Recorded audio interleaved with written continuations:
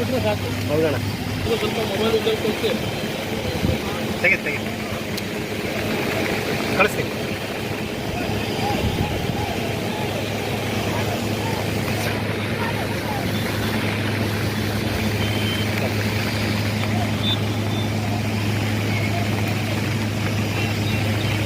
ಶಶಿಧ್ವನಿ ಅಂತ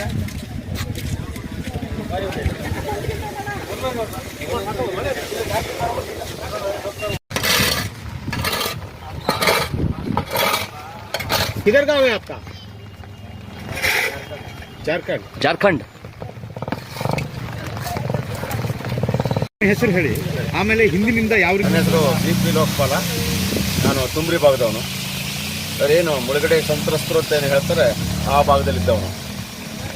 ನಾವು ಈ ಒಂದು 60 ವರ್ಷದಿಂದ ಈ ಮುಳುಗಡೆ ಭಾಗದಲ್ಲಿ ಈ ಅನುಭವಿಸ್ತಾ ಇದ್ದ ನೋವು ಹೊರಗಡೆಗೆ ಅರ್ಥ ಆಗಲಿಕ್ಕಿಲ್ಲ. ಸುಮಾರು ಬೆಳಿಗ್ಗೆ 8:30 ಸಂಜೆ 6 ಗಂಟೆವರೆಗೂ ಮಾತ್ರ ಲಾಂಚು ಈಗ ಇತ್ತೀಚೆಗೆ ಶುರುವಾಗಿತ್ತು. ಅದಕ್ಕಿಂತ ಮುಂಚೆ ನಾವು ಮುಳುಗಡೆ ಆಗಿ ಒಂದು 3 ವರ್ಷ ದೋಣಿ ಮೇಲೆ ನಾವು ಸಾಗರವನ್ನು ಸಂಪರ್ಕ ಮಾಡ್ತಾಯಿದ್ವಿ. ಆಮೇಲೆ ಜಂಗಲ್ ಅಂತ ಬಂತು, 2 ದೋಣಿಯನ್ನು ಸೇರಿಸಿ ಮೇಲೆ ಜಂಗಲ್ ಮಾಡಿ ಅದರಲ್ಲಿ ಓಡಾಟ ಮಾಡ್ತೀವಿ. ಎತ್ತಿನ ಗಾಡಿಯೆಲ್ಲ ಅದರಲ್ಲೇ ಹಾಕೋದು, ಎತ್ತುಗಳನ್ನು ಈಜ್ಕೊಂಡು ಬರಬೇಕಿತ್ತು. ಹಾಗೆ ಕೊನೆಗೆ ಒಂದು ಲಾಂಚ್ ಬಂತು. ಆ ನಂತರ ಸಿಗುಂದೂರು ಸ್ವಲ್ಪ ಪ್ರಬುದ್ಧಮಾನಕ್ಕೆ ಬಂದ ತಕ್ಷಣ ಜನರ ಓಡಾಟ ಜಾಸ್ತಿ ಆದ್ದರಿಂದ ಮತ್ತೆ ಬೇಡಿಕೆಗಳನ್ನು ಸಲ್ಲಿಸ್ತೀವಿ, ಲಾಂಚ್ ಬೇಕು ಅಂತ. ಕೊನೆಗೂ 3 ಲಾಂಚ್ ಬಂತು. 60 ವರ್ಷದ ನಮ್ಮ ಪೂರ್ವಿಕರು ಸಹ ನಮಗೊಂದು ಸೇತುವೆ ಬೇಕು, ನಮ್ಮನ್ನು ಸರ್ಕಾರ ಮುಳುಗಿಸಿದಿರಿ, ನಮ್ಮ ತಪ್ಪಲ್ಲ, ನಮಗೊಂದು ಸೇತುವೆ ಕೊಡಿ ಅಂತ. ಆದರೆ ಆಗಲಿಲ್ಲ. ಕೊನೆಗೆ ನಮ್ಮಲ್ಲಿ ಮುಖಂಡರೆಲ್ಲ ಸೇತುವೆ ಬಂದ ಮುಖಂಡರುಗಳಿಗೆಲ್ಲ ನಮ್ಮ ಅರ್ಜಿ ಕೊಡೋದೇ ಆಯಿತು. ಬಿಟ್ಟರೆ ಭರವಸೆ ಎಲೆಕ್ಷನ್ ಬಂದ ತಕ್ಷಣ ಮಾಡಿಕೊಡ್ತೀವಿ ಅಂತ ಹೇಳೋದು, ನಮ್ಮಲ್ಲಿ ನಾವು ಓಟ್ ತೊಗೊಳ್ಳೋದು, ಆಮೇಲೆ ಮತ್ತೆ ಸುದ್ದಿ ಇಲ್ಲ.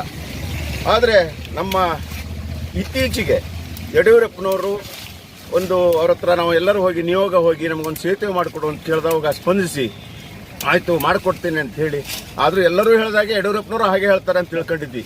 ಆದರೆ ಕೊನೆಗೆ ಅವರು ಬಜೆಟ್ನಲ್ಲಿ ಘೋಷಣೆಯನ್ನು ಮಾಡಿದ್ರು. ನಮ್ಮ ಗ್ರಾಚಾರ ಏನೋ ಗೊತ್ತಿಲ್ಲ, ಅವರ ಸರ್ಕಾರ ಹೋಯ್ತು. ಆಮೇಲೆ ಯಡಿಯೂರಪ್ಪನವರು MP ಅದು. ಆಮೇಲೆ ಗಡ್ಕರಿ ಅದನ್ನ ಹಿಡಿದು ನಮಗೊಂದು ಸೇತುವೆಯನ್ನು ಸ್ಯಾಂಕ್ಷನ್ ಮಾಡಿಸ್ಕೊಟ್ರು. ಆದರೂ ನಮಗಿಲ್ಲಿ ನಂಬಿಕೆ ಇರಲಿಲ್ಲ. ಇದೆಲ್ಲ ಸ್ಟಂಟು, ಎಲೆಕ್ಷನ್ ಸ್ಟಂಟು, ಹಾಗೆ ಹೀಗೆ. ಈ ಹಿಂದೆ ಸುಮಾರು ಸಲ ಮಣ್ಣು ಟೆಸ್ಟ್ ಎಲ್ಲ ಆಗಿತ್ತು. ಈ ಸಲ ಮಣ್ಣು ಟೆಸ್ಟ್ ಅಲ್ಲೂ ಅದೇ ಥರ ಮಾತಾಡಿದ್ವಿ. ಕೊನೆಗಂತೂ ಈಗ ಈ ಸೇತುವೆಯನ್ನು ನಾಳೆ ಉದ್ಘಾಟನೆ ಆಗ್ತಾ ಇದೆ. ಈ ನಮ್ಮ ಭಾಗದ 20,000 ಜನಕ್ಕೆ ಇದೊಂದು ಅನುಕೂಲ ಆಗ್ತಾ ಇದೆ. ಅದರಲ್ಲೂ ಈಗ ಲಾಂಚ್ ಓಡಾಡ್ಬೇಕಾದ್ರೂ ಅಷ್ಟೇ, ನಮ್ಮ ನೆಂಟರು ಯಾರು ಬರಬೇಕು ಅಂದರೆ ಹೊರಗಡೆ ನೀವು ಅಂತ.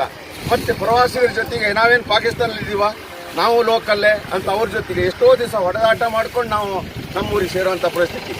ಆದರೆ ನಾಳೆಯಿಂದ ನಮ್ಮಂಥ ಈ ಶಿಕ್ಷೆ ನಮಗೆ ಬಗೆಹರಿಯುತ್ತೆ, ಮುಕ್ತಿಯಾಗಿದೆ ಮುಖ್ಯ. ಮತ್ತು ನಾಳೆ ಗಡ್ಕರಿಯವರು ಬರ್ತಾ ಇದ್ದಾರೆ. ಸಿಗುಂದೂರಿಗೆ ಬಂದು ದೇವಿ ದರ್ಶನ ಮಾಡಿ ಇಲ್ಲಿ ನಾಳೆ ಉದ್ಘಾಟನೆ ಮಾಡಿ ಮುಕ್ತವಾಗಿ ಎಲ್ಲರಿಗೂ ಓಡಾಡಲಿಕ್ಕೆ ಒಂದು ಅವಕಾಶ ಮಾಡಿಕೊಡ್ತಾರೆ ಅಂತ ಎಲ್ಲರಿಗೂ ಖುಷಿಯಾಗಿದೆ. ಹಾಗಾಗಿ ಎಲ್ಲರೂ, ಇಡೀ ನಮ್ಮ ಹೋಬಳಿಯ ಜನ ಇವತ್ತು ತಳಿರು ತೋರಣದಿಂದ ಶೃಂಗಾರ ಮಾಡಲಿಕ್ಕೆ ಬಂದಿದ್ದಾರೆ. ನಿನ್ನೆ ಒಂದು 200 ಜನ ಕೆಲಸ ಮಾಡ್ತಾ ಇದ್ದಾರೆ, ಇವತ್ತೊಂದು 500-600 ಜನ. ಖುಷಿಯನ್ನು ಹೇಗೆ ಹೇಳಬೇಕು ಅಂತ ಗೊತ್ತಾಗ್ತಿಲ್ಲ. ಈ ಏನು ಬಂದು ನಿನ್ನೆ ಇವತ್ತು ಕೆಲಸ ಮಾಡ್ತಾ ಇದ್ದಾರೆ, ಇದರಲ್ಲೇ ಅರ್ಥ ಮಾಡ್ಕೊಳ್ಬೇಕು ನಾವು ಇಷ್ಟು ಜನಕ್ಕೆ ಎಷ್ಟು ಅನುಕೂಲ ಆಗ್ತಾ ಇದೆ ಈ ಸೇತುವೆಯಿಂದ ಅಂತ.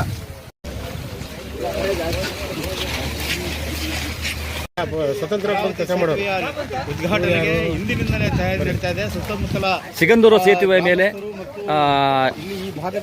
ಕೋಳೂರು ಗ್ರಾಮಸ್ಥರು, ಕಳಸವಳ್ಳಿ ಕೋಳೂರು ಗ್ರಾಮಸ್ಥರು ಬಂದಿದ್ದಾರೆ. ಅವರಿಗೆ ಹಬ್ಬದ ವಾತಾವರಣ ಸಿಗಂದೂರು ಸೇತುವೆ ಉದ್ಘಾಟನೆ ಸಂದರ್ಭದಲ್ಲಿ. ಸರ್, ಈಗ ಸೇತುವೆ ಕಾಮಗಾರಿ ಸಂಪೂರ್ಣ ಮುಗಿದಿದೆ. ಉದ್ಘಾಟನೆಗೆ ತುಂಬ ಹಬ್ಬದ ವಾತಾವರಣ. ಯಾವ ಗ್ರಾಮಸ್ಥರು ನೀವೆಲ್ಲ? ನಾವು ಆ ಕಡೆ ಸಿಗಂದೂರು, ಏನು ಹೇಳಕ್ ಬಯಸ್ತೀರಿ? ಜೋರ ಮತ್ತೆ ಈಗ ಸೇತುವೆ ಆಗಿರೋದು ನಮಗೆ ಭಾಳ ಜನ ಕನಸು ನನಸಾಗಿದೆ.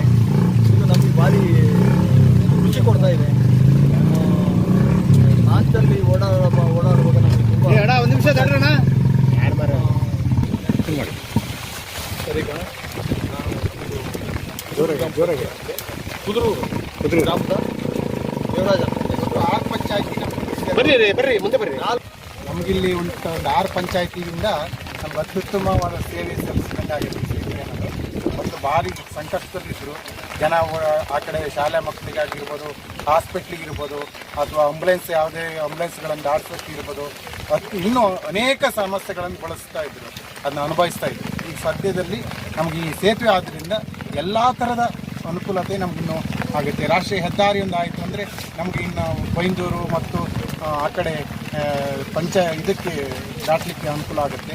ನಮ್ಗೆ ಇನ್ನೂ ಅತಿ ಉನ್ನತ ಇನ್ನು ಒಳ್ಳೆಯ ಮೇಲ್ದರ್ಜೆಗೆ ಏರಿಸಬೇಕಂತ ಆಗ್ಬೋದು ಅನ್ನೋದು ಅನಿಸಿಕೆಯಿಂದ ನಮ್ಗೆ ಸಾಕಾರ ಆಗ್ತದೆ ಅನ್ನೋ ಈ ಬಗ್ಗೆ ವ್ಯಾಪಾರೀಕರಣ, ಆರೋಗ್ಯ, ಶಿಕ್ಷಣ ಇನ್ನೂ ಇಂಪ್ರೂವ್ಮೆಂಟ್ ಆಗುತ್ತೆ.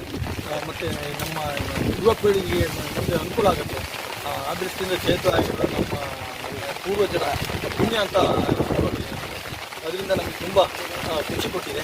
ನಮ್ಮ BS ಯಡಿಯೂರಪ್ಪನವರ ಮತ್ತು DY ರಾಘವೇಂದ್ರ ಅಧಿಕಾರದ ಅವಧಿಯಲ್ಲಿ ಅವರ ನೇತೃತ್ವದಲ್ಲಿ ಸೇತುವೆ ಮಾನವ ವೆಚ್ಚದಲ್ಲಿ ಸೇತುವೆ ಕಟ್ಟಿಕೊಟ್ಟಿದ್ದಾರೆ. ಅವರಿಗೆ ನಾವು ಚಿರಋಣಿಯಾಗಿರ್ತೇವೆ. ಅವ್ರನ್ನ ಯಾವತ್ತೂ ನಾವು ಮರೆಯ ಮಾತೇ ಇಲ್ಲ. ನಾವು ನಮ್ಮ ಉಸಿರಿರೋ ತನಕ ನಾವು ಅವರನ್ನು ಯಾವತ್ತೂ ಮರೆಯಲ್ಲ. ಅದನ್ನ ಹೇಳಲಿಕ್ಕೂ ಇಷ್ಟೇ. ಯಾವುದೇ ಒಂದು